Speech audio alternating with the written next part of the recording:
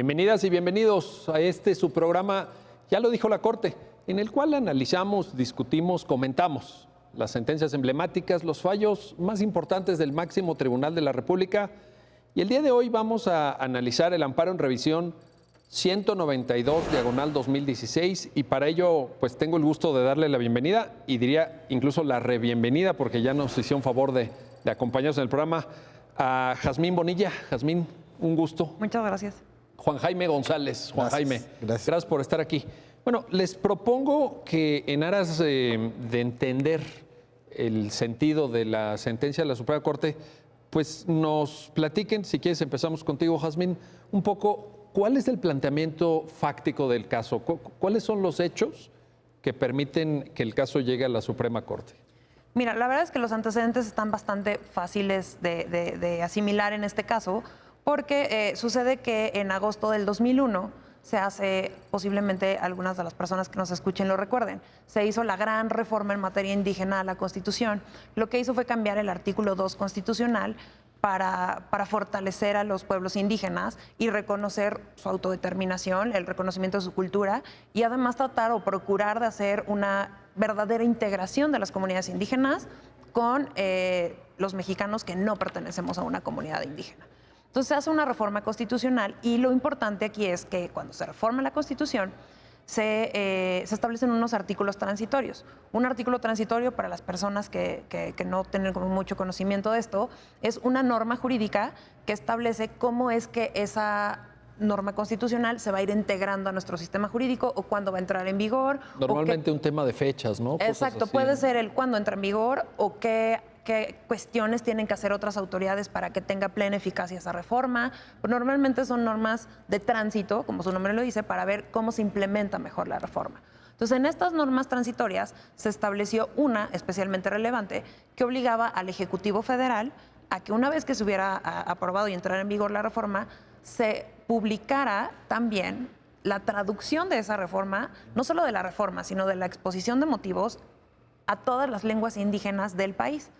Entonces decía, bueno, una vez que entra en vigor, se publica la exposición de motivos, las razones de por qué se hacía necesaria esta reforma. En la exposición de motivos te refieres a los documentos que están en el tránsito parlamentario de la propia reforma. Exacto, cuando el legislador, no importa si es el constitucional o el local o el estatal o el federal, va a reformar una norma del rango que sea, se sigue un procedimiento.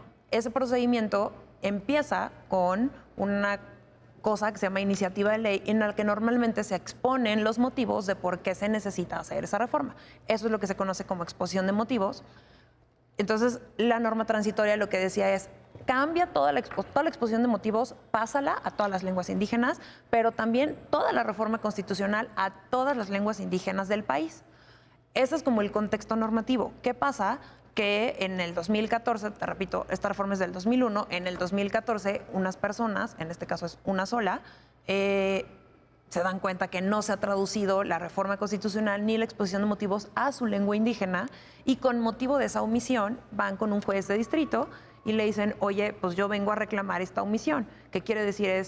En palabras sencillas es, yo vengo a acusar al Ejecutivo Federal de que no ha hecho la traducción que la Constitución le obligó a traducir.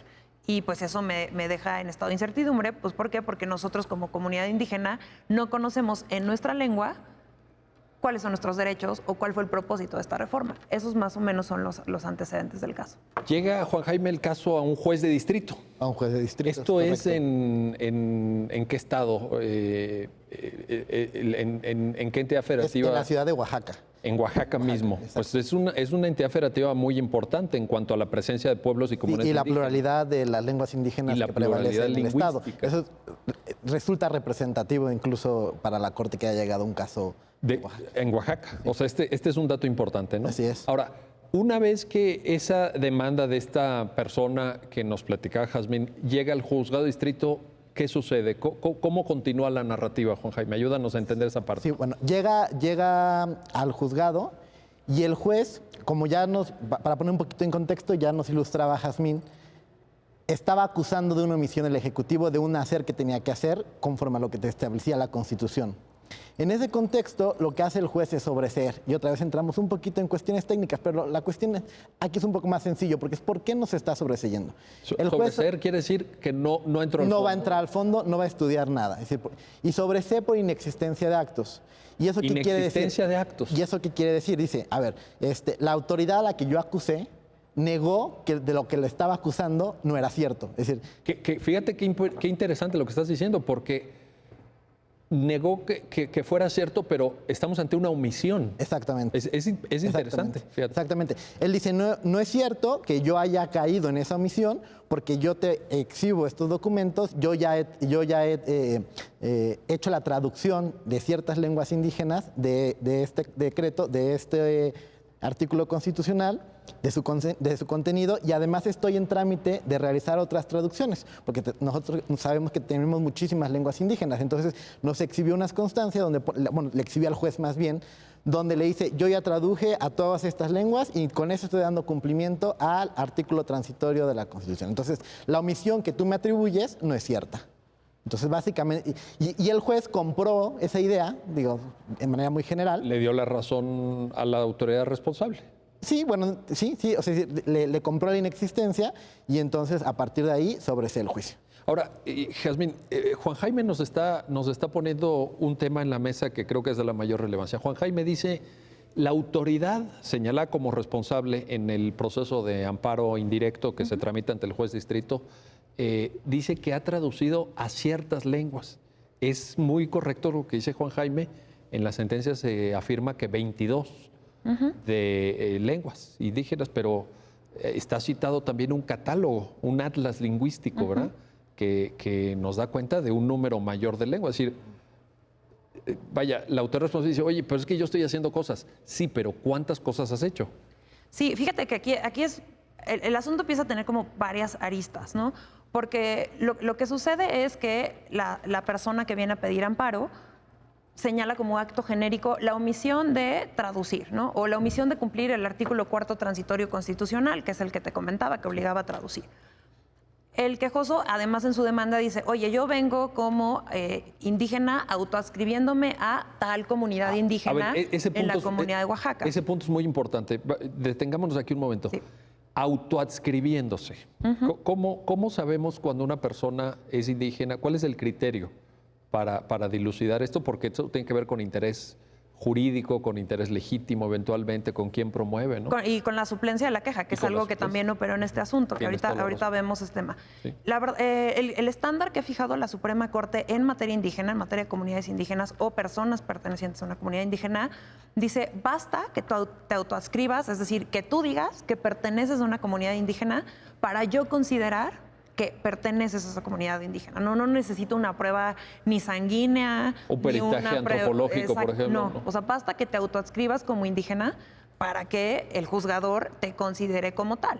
Y esto es además, pues, además de que fortalece a las personas que pertenecen a una comunidad indígena, pues es bastante sencillo porque normalmente acuden en defensa de sus derechos como personas indígenas, ¿no? Cuando se autoadscriben indígenas es porque no voy a hablar en específico de este asunto, pero a ver, es porque consideran que se les debió haber hecho una consulta antes de hacer algún tipo de modificación en algún predio cerca de su comunidad, o porque consideran que alguna construcción está atacando, si no directa o posiblemente indirectamente, algún derecho, algún predio, algún bosque, algún ejido, algo a lo al que ellos pertenecen, ¿no? Que no necesariamente por pertenecer a un ejido eres indígena, también esto es bastante claro, pero aquí lo que procura salvaguardar la Corte es precisamente ante esta reforma constitucional para fortalecer a las comunidades indígenas, es basta que te autoadscribas indígena para que te creamos que eres indígena. ¿Qué fue lo que sucedió aquí? Entonces aquí el problema, y ahora vuelvo con esto de la suplencia de la queja.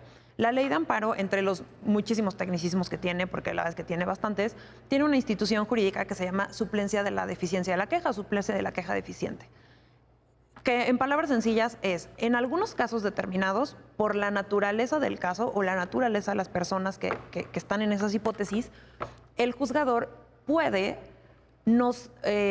ignorar lo que están diciendo las personas si considera que es muy vago, ¿no? Normalmente en el amparo lo que sucede es que el juez tiene que atender exactamente lo que te están alegando y tú no puedes ver más allá de lo que te están alegando. Ese es el principio de estricto derecho. Exacto. En contraposición al principio de estricto derecho surge la suplencia de la queja deficiente, que le permite al juez sí ir más allá de lo que te están alegando en ciertos casos. Las personas indígenas están en un supuesto de suplencia de la queja.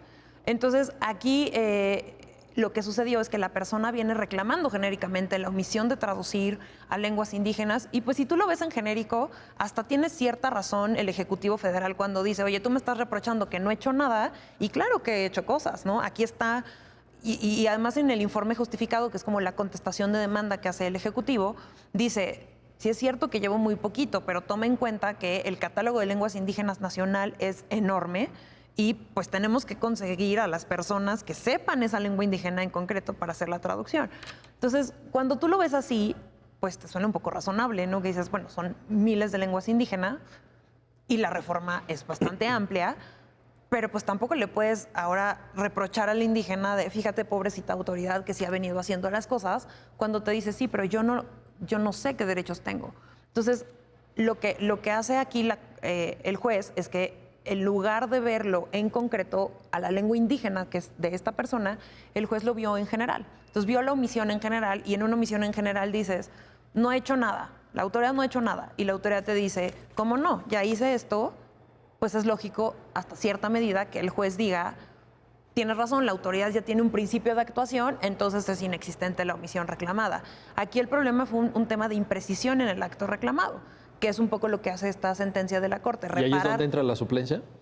Entre otros, no, aquí la suplencia de la queja entra en el fondo, porque para que tú puedas suplir la queja, necesitas queja, ¿no? Entonces, para que haya queja, necesitas juicio. Entonces, si tú tienes un juicio sobreseído, pues todavía no tienes juicio porque no ha estado en el fondo, ¿no? Digo, en términos coloquiales. Sí, sí, sí. Entonces, lo que se hace aquí es reparar una incongruencia, ¿no? Entonces, la congruencia de las sentencias te exige que tú como juez veas la demanda, sepa que tiene una demanda, la analices, incluyendo sus anexos, que pueden ser las pruebas o algunos otros argumentos, y que esa demanda coincida con tu sentencia. Entonces, conforme al principio de congruencia que rige a las sentencias, que te exige que sea congruente con la demanda y con todas las constancias que hay en autos, la segunda sala lo que hace es advertir que la sentencia era incongruente. ¿Por qué? Porque el juez no advirtió que en realidad el acto reclamado era la omisión de traducir a la lengua indígena que en particular se habla en la comunidad indígena a la que yo pertenezco. ¿Qué es lo que le afectaba a él? Exactamente. Porque, pues así en general, no. En general, pues no le afecta porque, pues él no, por ejemplo, en el caso él pues no habla purépecha. Pues sí. Él habla una lengua específica que se llama Mije del Este, ¿no? Entonces la región de Oaxaca tiene además muchísimas. Variaciones de la lengua. Por eso el tema de Mije. Oaxaca, ¿no? Sí, que decía Juan. Exacto, incluso hay Mije Alto, Mije del Norte, Mije del Sur. Entonces, él en particular, en la comunidad en la que está, él es lengua Mije del Este. Y esa no la había hecho la autoridad. Entonces, lo primero que hace la segunda sala es poner claridad en el asunto y decir, a ver, lo primero que hay que hacer es precisar correctamente el acto reclamado. Y el acto reclamado es la omisión de hacer la traducción a la lengua Mije del Este. Y entonces, cuando tienes ese acto reclamado y la respuesta de la autoridad es, yo ya hice varias traducciones, la segunda pregunta de la Corte es, ¿y ya la hiciste a la lengua Mije del Este? Y la autoridad dice, no. Entonces existe la omisión reclamada. A ver, vamos a esto, Juan Jaime, porque yo creo que aquí hay varios temas que seguramente las personas que nos están viendo, Sí. pues les interesará tener muy claro. Una omisión. En este programa, en otros episodios, hemos discutido de omisiones legislativas.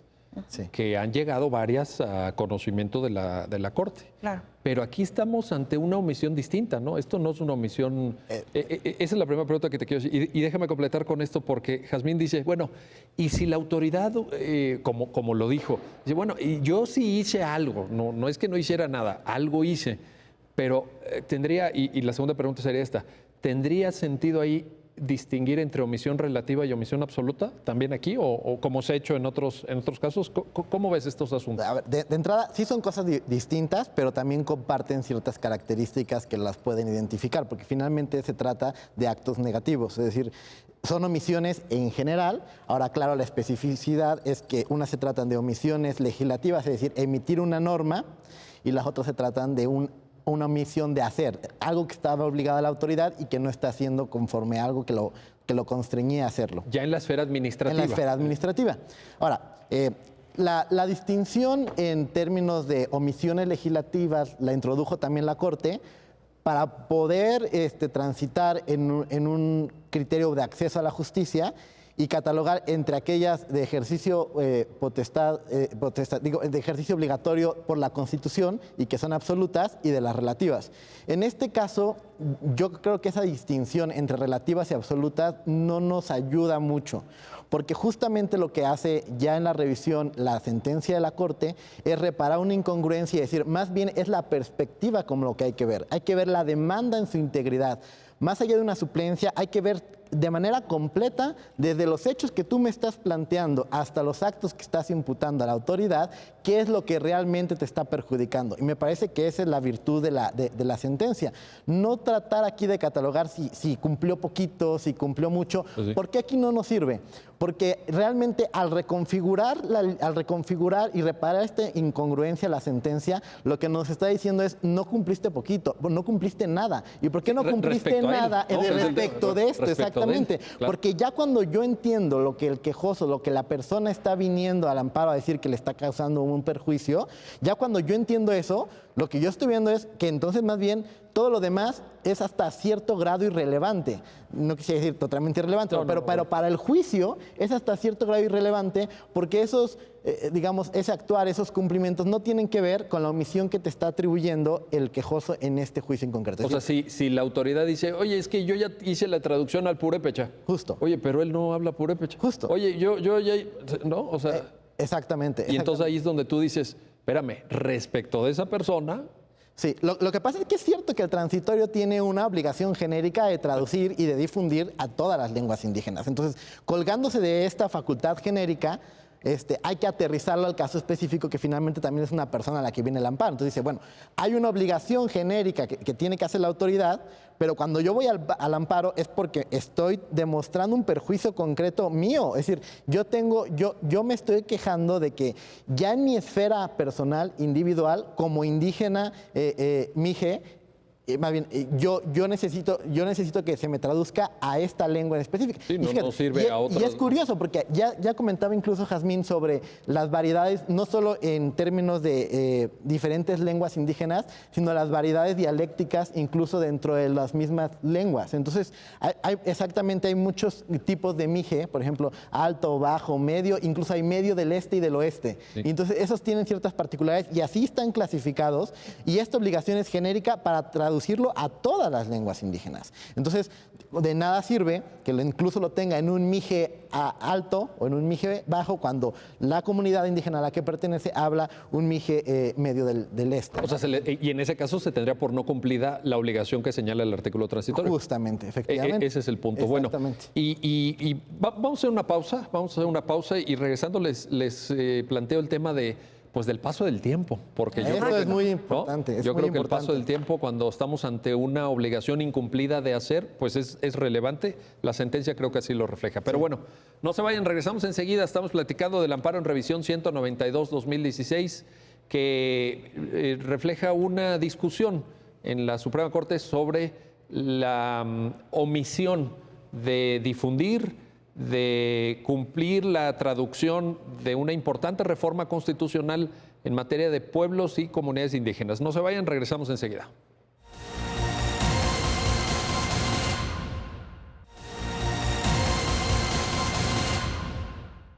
Bueno, pues ya estamos de regreso, ya estamos de vuelta con este programa, ya lo dijo la Corte, en el cual estamos analizando el amparo en revisión 192-2016 y tenemos el gusto, el privilegio de contar con esta ruta aclaratoria que nos están compartiendo Jazmín Bonilla. Jazmín, muchas gracias, y Juan Jaime González. A ver, nos habíamos quedado en un punto que creo que vale la pena porque pues habían pasado 14 años, Jazmín.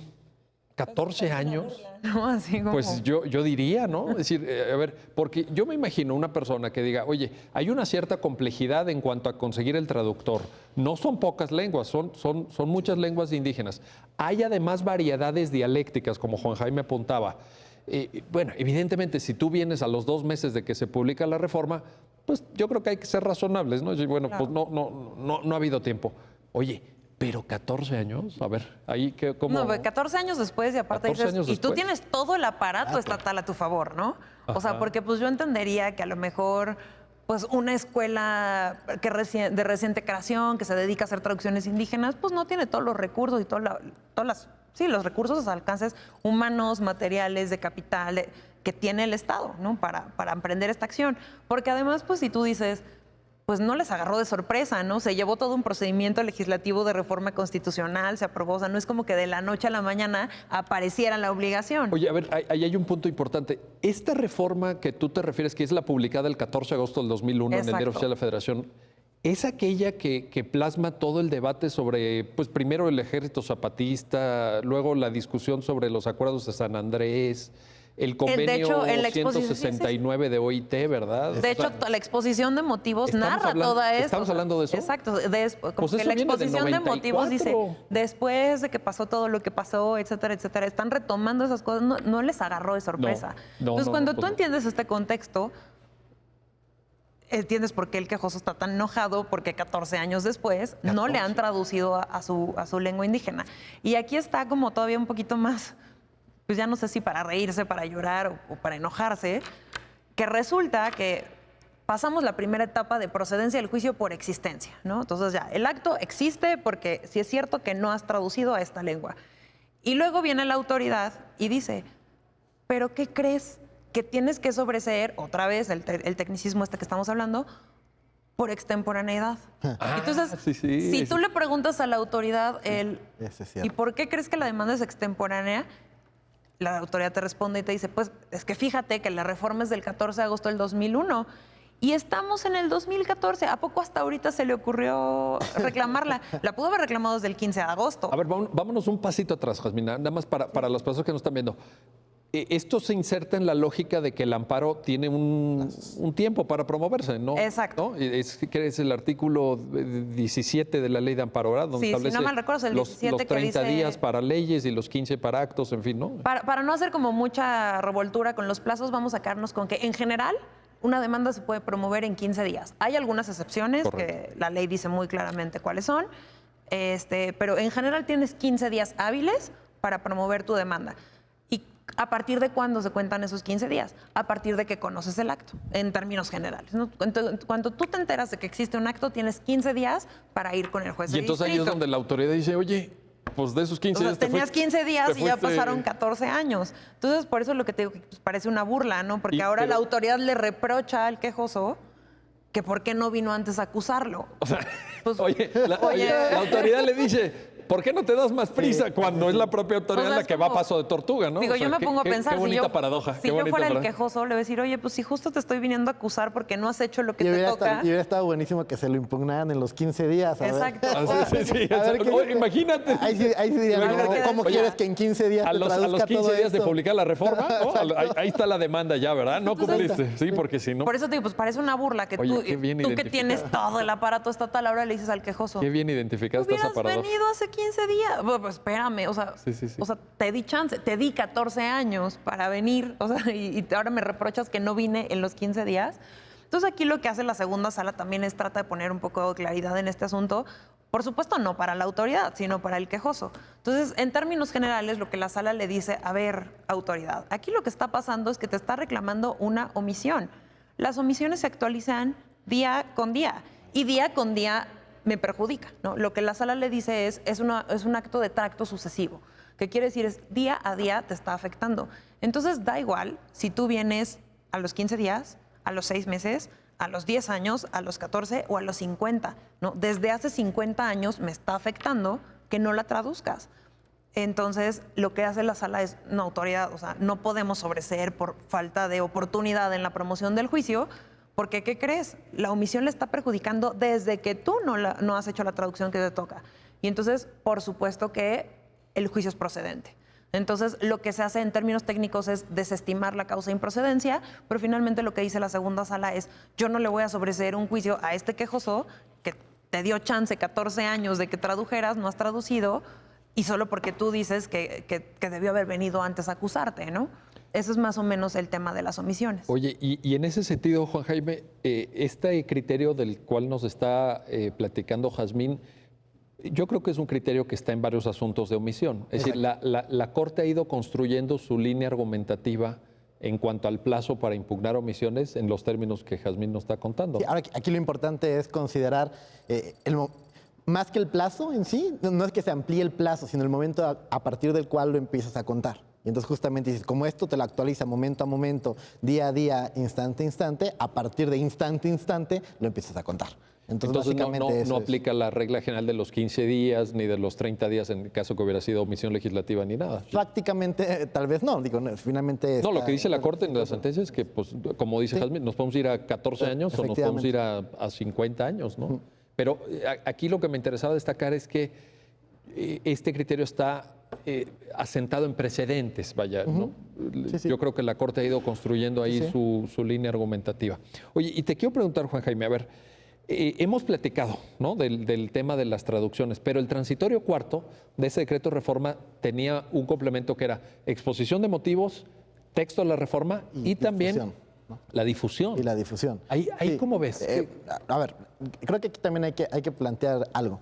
La reforma, como ya comentaban hace rato, es muy profunda. O sea, es una reforma muy profunda. No nos quedemos ahorita con el transitorio. Sí es el transitorio el tema de la sentencia, pero lleva atrás una reforma muy profunda sobre el entendimiento de los pueblos indígenas, meterlos dentro de la composición del Estado Nacional, cómo los vamos a involucrar, cómo se les va a dar participación, cuáles son sus derechos, todo esto. Entonces, este transitorio en realidad es una especie de garantía sobre toda una reforma y un punto de partida o una base para que todo lo demás se empiece a ejercitar. Es decir, es dar a conocer esta reforma a los propios pueblos indígenas, es dar a conocer el contenido de esto a todas las comunidades. Entonces, por eso, algo que parece tan sencillo, o no tan sencillo, porque no lo había hecho la autoridad, como traducir un texto de decreto, es algo importantísimo para poder empezar a trabajar con todo el contenido de la reforma. Por eso parece asombroso que a 14 años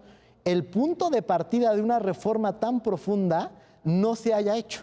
Entonces, y evidentemente por eso no nada más es traducirlo, sino que trae este coletazo, que es muy importante, que la difusión. Finalmente es parte también del ejercicio del derecho a la información que tienen todas las personas, pero aquí con un matiz específico sobre los pueblos indígenas. Estás haciendo una reforma tan profunda, estás ordenando poner los medios y las garantías para que puedan llegar a su alcance y comprensión, y entonces difúndelo.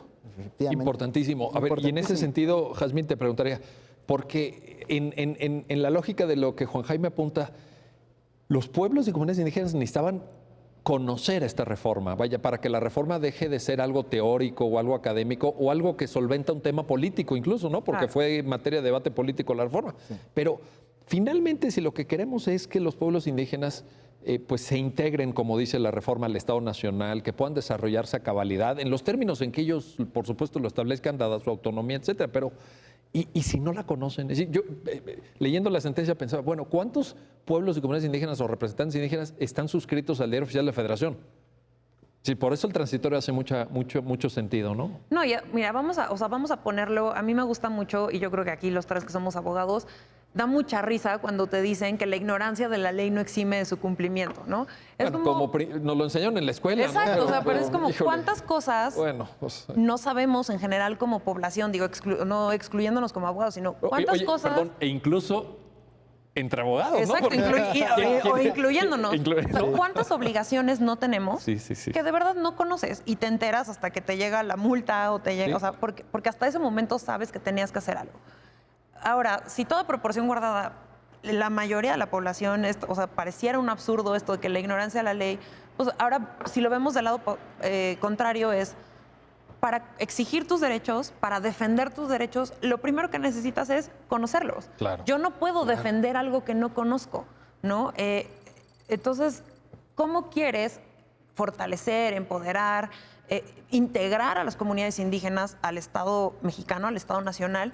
¿Cómo quieres integrarlos si no saben qué derechos tienen? Si no saben que también son titulares de los derechos constitucionales que todos los mexicanos tenemos, y si no saben que hay una reforma, hay todo un artículo constitucional destinado a ellos para decirles, en este país está reconocida tu cultura, tu integración comunitaria, tus costumbres, tus usos, y tienes todos los derechos que tienen todos los mexicanos. Entonces es bien importante esta parte de la difusión, ¿no? Porque vamos a pensar, no, es que la autoridad me hubiera dicho, ya está traducida y ya la conocen. No.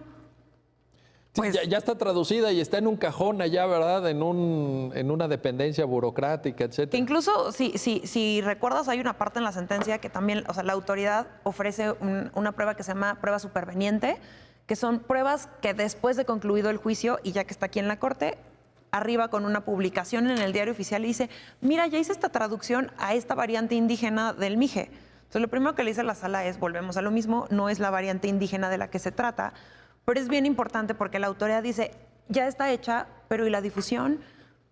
¿De verdad el diario oficial es una difusión para que a la comunidad indígena conozca sus derechos? Ese es un punto muy importante, pero déjame regresar a esto de las variantes.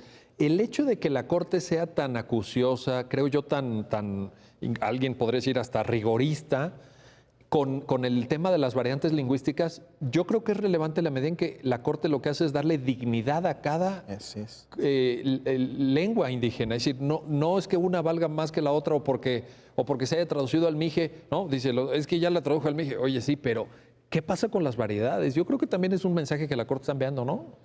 Y la verdad es que es súper poderoso. Mira, yo no voy a pecar, o sea, no quiero aquí como que decir, pero yo en lo personal, cuando estábamos trabajando este proyecto, incluso cuando se estaba discutiendo, pues sí fue muy sorpresivo este catálogo nacional de lenguas indígenas, ver cuántas variantes lingüísticas hay incluso de un mismo dialecto o de una misma lengua. Uno a veces no se imagina, ¿verdad? No. Exacto, y entonces hasta que no lo ves en concreto y en particular, dices, oye, es que yo no puedo dar por sentado que la variante mije del este es lo mismo que el mije del sur o el mije alto o el mije medio o el mije... No es lo mismo, ¿no? Y no es lo mismo pues porque ¿por qué voy a equiparar cuestiones que incluso hay todo un catálogo y una clasificación para decir son diferentes, ¿no? Entonces es un poco lo que dices, la segunda sala, los ministros de la segunda sala lo que quisieron hacer es como fortalecer a la persona en particular y dignificar la lengua indígena y a las comunidades indígenas. ¿Por qué? Porque además de este asunto hubo otros, de otras lenguas indígenas, y se hizo lo mismo. Se dijo, a ver, si bien en este ya ordenamos la traducción a mije del este, mije medio del este, en este no es esta lengua, es otra, y también lo tienes que hacer. Porque pues hubiera sido muy fácil decir que esto ya había sido objeto de pronunciamiento, pero en realidad no, porque son lenguas distintas, dialectos distintos. Oye, Juan Jaime, si llegara el consejero jurídico de la Presidencia de la República o el propio presidente de la República y te dijera, abogado, ayúdanos a cumplir, oriéntanos para el cumplimiento del artículo 4º transitorio, porque ya la Corte dijo, ¿no? Todo esto que Jazmín nos está recordando.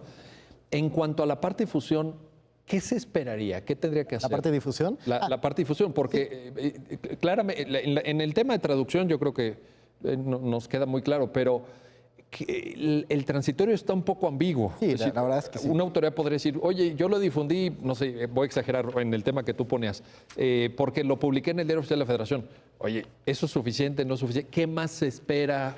¿Cuál es el sentido de ese transitorio? Sí, cierto es que el transitorio es muy abierto y te da una serie de, digamos, de gama de posibilidades de implementación administrativa que es realmente muy libre. Pero también hay que entender el transitorio pues con la fuerza y la eficacia que se le debe dar a cualquier norma constitucional. Entonces, cuando dice difundir, pues obviamente tenemos que entender que es una difusión con un alcance para que pueda verdaderamente llegar a las personas y las comunidades indígenas que tenemos en nuestro país. Es decir, y va a ser muy complicado, porque no es lo mismo una comunidad justamente mije que una comunidad maya, que no es lo mismo que estemos hablando de una implementación en Chiapas que una implementación en Oaxaca. Pero finalmente hay que analizar las particularidades del contexto de cada una de las comunidades para ver cómo podemos introducir todos estos temas en un trabajo colectivo. Finalmente, mira, por ejemplo, una cosa que ha hecho la segunda sala, que ha trabajado mucho, no desde el ámbito legislativo, obviamente, para dar a conocer una norma, sino para dar a conocer sentencias, es trabajar los formatos de sentencia sencilla o los formatos claro. de sentencia... Muy buen ejemplo. Exactamente, es muy buen ejemplo. Muy buen ejemplo. Donde lo que ya tenemos en un documento jurisdiccional, en una sola hoja, a través de bullets o a través de lineamientos, le decimos, oye, la segunda sala quiere que tú sepas que tal cuestión, ¿no? Pero en palabras muy claras. Muy sencillas, que finalmente sin tecnicismo. Sin tecnicismo. Que aunque tengamos nosotros el documento completo, tenemos un documento de respaldo que es un documento de difusión donde lo que tratamos de hacer es despojar esos tecnicismos, dejarlo más claro y con palabras sencillas para las personas. Es un ejemplo de implementación. Es un excelente ejemplo el que acabas de poner. Y déjame regresar al punto donde dices, oye, pero es que esto requiere pues, un trabajo de gran complejidad por la dimensión del territorio nacional mexicano, por la distribución de los pueblos y comunidades indígenas. Pero bueno, nadie dijo que implementar una reforma sea fácil. No. Obviamente, pues, yo creo que para eso existe el Estado Nacional Mexicano, todo el aparato administrativo que decía Jazmín, es decir, tienen todo para hacerlo. Bueno, y además lo tienen que hacer, pues, es una norma jurídica, ¿no? Pues sí, es trabajar y trabajar en favor de los derechos, ¿no? Y ver cómo los podemos implementar. Y ahora, sí, a lo mejor podemos aquí aprovechar a Jazmín en su experiencia de secretaria de acuerdos, porque la presidencia en este año sacó un acuerdo general 1-2019. El 1-2019, sí. Donde habla justamente de cómo implementar estas sentencias en un formato comprensible para grupos vulnerables. Ya sí, igual y Jazmín nos puede... A ver, ¿por qué no le entramos? ¿Por qué no le entramos? Mira, está buenísimo, Sí, porque a lo mejor este tipo de sentencias, en función del propio objeto de la sentencia, etcétera, va más allá de la sentencia tradicional de amparo. A lo mejor también aquí la Corte está innovando, ¿no?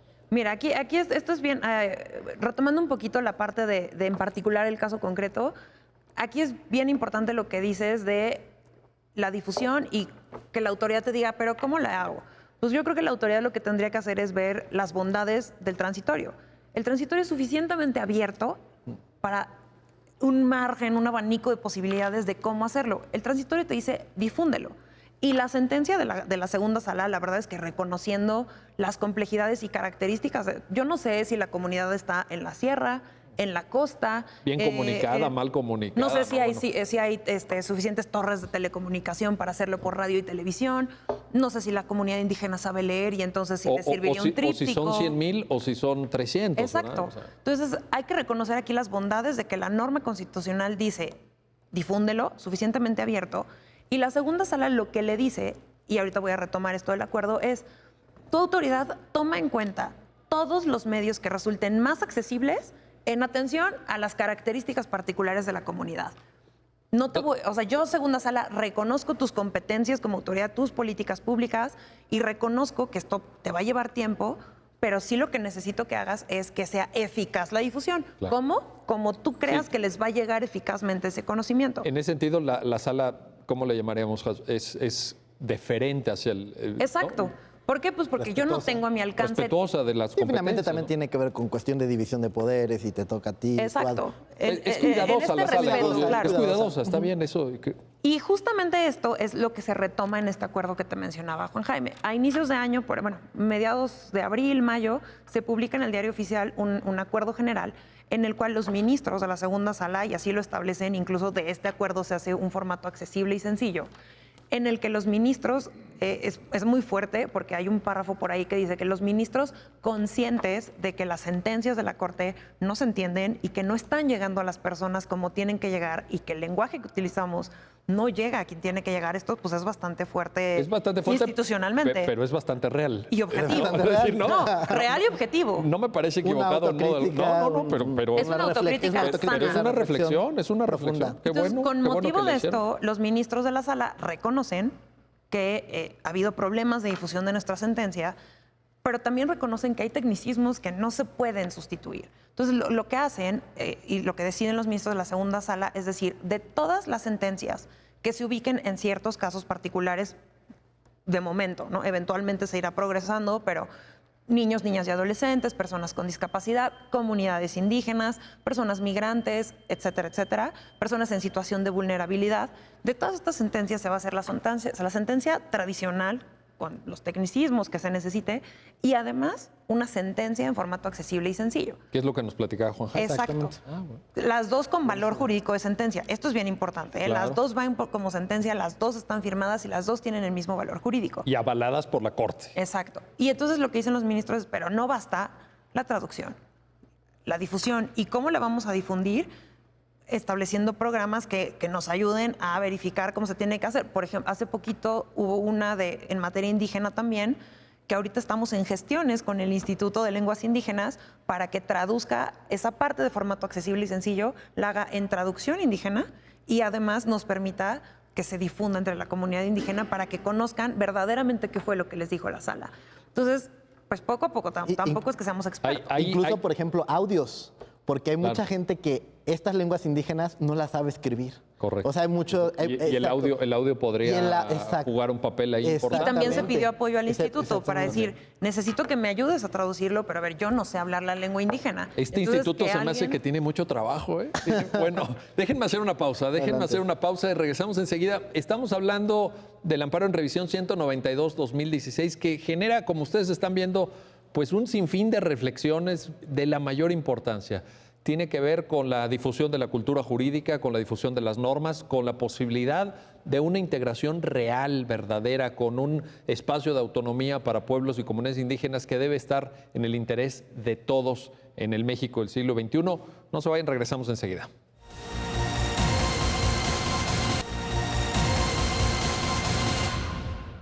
Bueno, pues ya estamos de regreso en su programa, ya lo dijo la Corte, estamos analizando, comentando, discutiendo sobre el amparo en revisión 192-2016 y el tema de cómo cumplir con un transitorio de una reforma constitucional, un transitorio que obliga a que el Ejecutivo Federal traduzca la exposición de motivos, el contenido de la propia reforma constitucional en la cual está inserto el transitorio y que le dé difusión. Y para ello nos están ayudando a comprender el alcance de este importante pronunciamiento del máximo tribunal de la República, Jazmín Bonilla y Juan Jaime González. A ver, Juan Jaime, antes de irnos a la pausa, Jazmín nos comentaba el papel toral, y creo que está bien reflejado en la sentencia del Instituto Nacional de Lenguas Indígenas. Es decir, efectivamente. hay un órgano administrativo, entonces. Sí, es un órgano descentralizado, efectivamente. De hecho, todo, como comentaba Jazmín, gran parte del reproche a la omisión de la autoridad es que tiene toda la maquinaria. Con esta reforma generó instituciones, generó procedimientos, generó gente que está ahí para trabajar en pro de estos pueblos indígenas. O sea, que se dedica a eso, la competencia que la ley le da. Efectivamente, es decir, no solo traducciones, ¿verdad? Pero, es decir, todo lo que tiene que ver con las obligaciones en términos del artículo 2 y de pueblos indígenas, es decir, difusión, reconocimiento de derechos,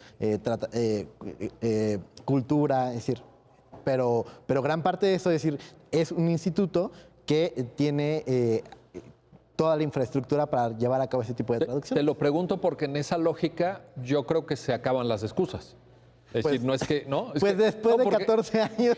Uno pensaría que deberían acabarse las Se acaba el asunto porque dice, oye, pero y Este- entonces estas personas que están ahí, digo, yo sé que tiene un grado de complejidad, ya aquí ustedes los dos lo han mencionado, no queremos tampoco, digamos, perder de vista La complejidad que tiene, no, por supuesto, la por complejidad supuesto, del por país, supuesto. vaya, Pero, y del tema indígena. Pero, ¿y eso te exenta de cumplir con la Constitución? No, desde luego que no. O sea, sí tiene una complejidad desde el punto de vista de que el propio artículo 2 reconoce la pluriculturalidad y entonces tenemos desde ahí un tema grandísimo. Enorme. Como comentaba Jazmín, uno no sabe, de hecho sería una buena tarea para los que nos están escuchando que se metan a ver cuántas lenguas hay, porque de verdad es que hay veces que lo desconocemos. O sea, Sí. conocemos el maya, conocemos el zapoteco, conocemos, incluso sabíamos por ahí a lo mejor que existe el mije, pero no cuántas variedades de mije hay. Y me parece que también es una responsabilidad que tenemos todos como integrantes de una nación pluricultural, conocer justamente el alcance que tienen todos estos pueblos indígenas. Entonces, sí sería una buena tarea, no lo había pensado, pero que se metan a internet y ver cuántas lenguas tenemos. Ahí está la sugerencia. La Aquí sugerencia. no nada más difundimos sentencias, sino que les ponemos sí. tareas también a los Ponemos televidentes. Claro tareas, que sí. No, por y supuesto. además, Juan Jaime, finalmente... Pues tiene que ver con la sentencia, finalmente. Tiene que ver con la sentencia, desde luego, pero tiene que ver con saber en qué país vivimos. Justo. Este es el país en el que Este es el vivimos. país en el que vivimos. No podemos evitar esa parte. Oye, quiero ahora preguntarte, Jazmín, a ver, los efectos de la sentencia. Es decir, finalmente la sala, en aras de todo esto que señalas, una vez que se discute el tema de la improcedencia, que si existe el acto, que si no existe, que si el tema del plazo, ya todo eso nos lo explicaste. Bueno, la sala decide otorgarle el amparo. Exacto. La verdad es que después de toda esta limpieza que nos ha tomado casi todo el programa averiguar estos pequeños tecnicismos, ¿no? La existencia, la extemporaneidad, lo más fácil era llegar al fondo. ¿Por qué? Pues porque ya tenías todas las pruebas demostrativas de que no se había hecho la traducción. Entonces, la consecuencia inmediata y directa necesariamente debe ser que se haga la traducción a la lengua. Entonces, aquí la parte de la sentencia, el efecto que se imprime a la sentencia es tu autoridad, tienes tu presidente de la República, porque aquí es importante, el transitorio decía el Ejecutivo Federal, que pues el Ejecutivo Federal es el presidente de la República. Pero la sala reconoce que para hacer esto, el Ejecutivo Federal cuenta con el Instituto Nacional de Lenguas Indígenas. Entonces le dice, tú, presidente de la República, por conducto del Instituto Nacional de Lenguas Indígenas, tienes que encargarte de hacer la traducción de la reforma constitucional y de su exposición de motivos a la lengua mije del Este, y en esto es puntual. Y le agrega este último colofoncito del que te hablaba hace unos segundos, que me voy a permitir leerlo para que quede como muy claro. Dice, hecho lo cual deberá difundirlo eficazmente entre las comunidades indígenas que correspondan. Porque pues a lo mejor puede ser que el quejoso que solo sea una comunidad indígena o varias que hablan mije del Este, mije medio del Este, perdón.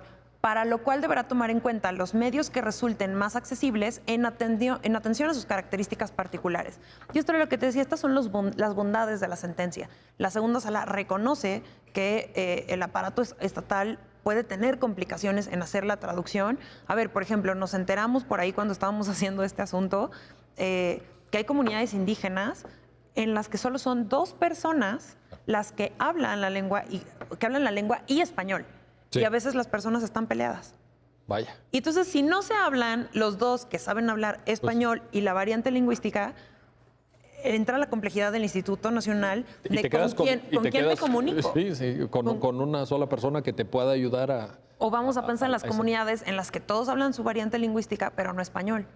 Correcto. Entonces, o sea, se reconoce esta complejidad, y dada la complejidad, lo que le dice la sala es, tradúcelo, y una vez que lo hagas, difúndelo. Y no me vayas a salir con que ya lo publicaste en el diario oficial. Difúndelo eficazmente, lo que sea que esto signifique, para que la comunidad indígena o las comunidades que hablen esta lengua tengan pleno conocimiento de en qué consistió la reforma constitucional y tengan pleno conocimiento de sus derechos. Lo único que quiere la Corte es darles la oportunidad de que conozcan sus derechos. Si lo necesitas hacer por audio, si lo necesitas hacer por películas, si lo necesitas usar la imaginación hacer ahí, bueno, en trípticos, en folletos, como lo quieras hacer. Como sea, lo que sea eficaz, pero hazlo, ¿no? Porque ahí dice que... eficazmente. La idea es la eficacia, tienen que servir. Eficaz y accesible. Y accesible. Sí, porque además lo que te decía, o sea, a lo mejor dicen, vamos a hacerla por radio, y resulta que la comunidad indígena no tiene antenas de radio. Sí. Bueno, pues no es eficaz, ¿no? O no es accesible. Es buen ejemplo. Y tiene que ver con un proceso de reconocimiento de derechos, de empoderamiento de las personas en comunidades indígenas, pero también de un proceso de dignificación de sus lenguas indígenas. Sin duda. Porque mucho tiempo fueron estereotipadas, fueron discriminadas, claro. Y todo este proceso de difusión, además de darles a conocer sus derechos, es un proceso de redignificación para decirles, esto es muy valioso. Oye, y déjame abundar en esto que dices, que con lo cual estoy 100% de acuerdo, pero fueron incluso invisibilizadas las lenguas indígenas. ¿Sí? Totalmente. Parece que en la construcción del Estado Nacional mexicano... Y este proceso incluso se borró. Este proceso de borrar del mapa generó también que las propias comunidades indígenas no transfirieran el idioma, no transfirieran la lengua más bien. Es decir, lo vieron como algo malo incluso de padres a hijos, y entonces empezaron a bloquear los mecanismos de difusión de la propia lengua. Entonces, este proceso de difusión también tiene que ver con reconocemos que esto es muy valioso y reconozcan ustedes lo valioso que tienen. Entonces vamos a darle difusión para que esto no se muera. Es decir, es parte de la integración de un proceso de construcción de una nación pluricultural como la que tenemos. Oye, y ya que te estás adentrando en ese tema, déjame preguntarte, a lo mejor es una pregunta difícil, pero no me la quiero ahorrar y sé que con el talento ustedes dos podremos resolverla, pero estamos hablando también de una titularidad de derechos colectivos, es decir, pocos ejemplos como el derecho de expresión lingüística o el derecho a la lengua se me hacen como de titularidad colectiva. Y lo digo porque ustedes saben que en la doctrina constitucional hay un gran debate. ¿Los derechos humanos son de titularidad individual o también de titularidad colectiva? Creo que pocos casos como este lo ponen de manifiesto, ¿no? Yo creería que sí. Son de titularidad colectiva. Yo creería que sí puede ser de titularidad. Entonces, vamos más allá de un individuo. Teóricamente, sí. No, teóricamente y en la práctica. Pues simplemente esta sentencia beneficia no solo al quejoso. Exactamente. Beneficia a la comunidad a la que pertenece. Me acabas de ganar la última pregunta, pero de todas formas te la voy a hacer. Te la voy a hacer porque, claro. A ver, muy interesantes. Fórmula Otero. Recordemos, ¿no?